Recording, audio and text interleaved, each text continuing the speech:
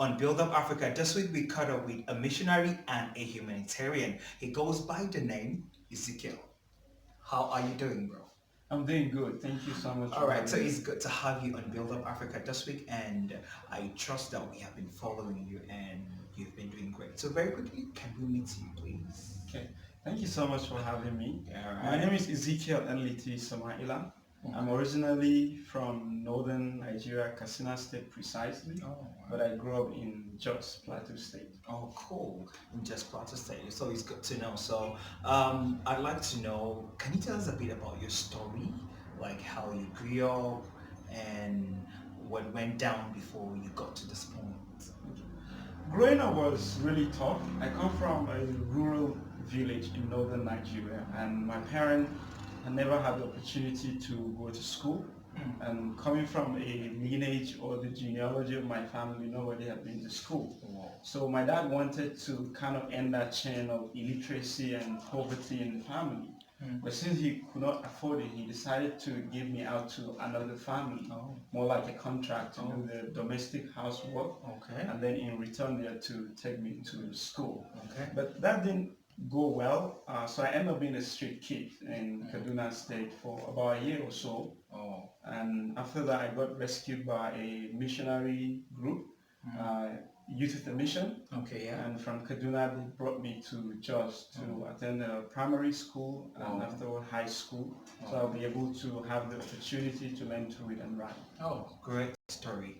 Now, it's okay for you to have gone astray, being in the street for over a year, you know. But then again, what strikes me about your story is the fact that you did not allow these things, everything that you had been through, to affect you. You know, so you moved from Jos to Germany for 5 years now. Yes, Yes, you've been in Germany for 5 years, and then your project, something about clean water in that's right. northern Nigeria. Can you please share your story? So in 2016, I had opportunity to travel to Germany to study worldview Okay. with the same organization. Okay. And so after my school, I continued to work with young people, which I'm very much passionate about. And one of the things we do, we travel around the world on a cross-cultural mission trip, and we do all kinds of things that we felt led by God to do. Yeah. And it was in one of these trips where in Uganda and sharing the gospel, and I was just looking at the physical needs, and I Yeah. saw the struggle or the absence of clean water. Yeah. And so I was just thinking, how can we combine the both?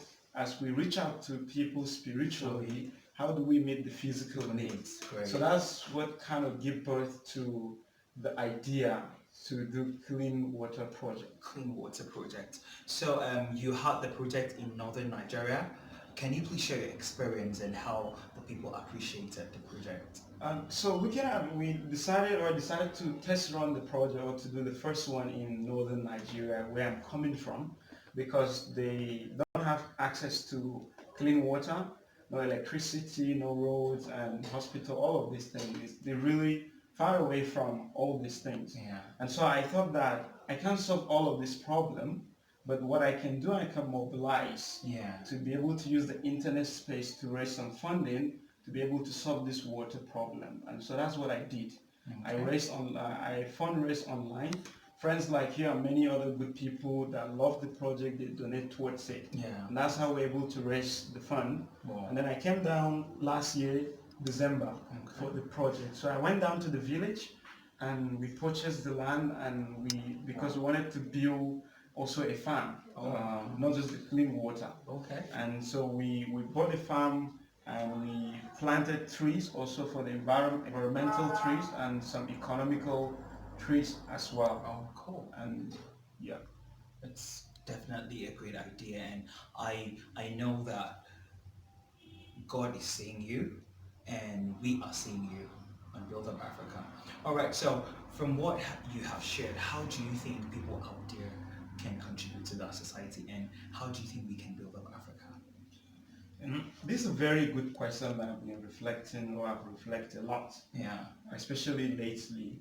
Now, still a little bit on the water project, I look at that. Why water project? A lot of the sicknesses and diseases we face, especially in sub-Saharan Africa are water-related Yeah. diseases or lack of clean water. And so I realized that about 60 to 70% based on United Nations Yeah. statistics. Yeah. So I felt like doing a clean water project, we're fighting diseases and sicknesses by yeah. about 50 to 60 Percent. percent. For me, when I look at myself and my story and many other people doing incredible things, when you look at our nation and our continent, there's a lot of needs. Yeah. There's a lot of needs, and in some cases, there's not many opportunities as much as the needs. Yeah. But one of the questions I ask myself, what can I do to solve some problems? Exactly. Or what can I do to solve some of these problems? And that's the question that I can challenge and encourage every young person to ask, right? Yeah. Himself or herself, what can you do?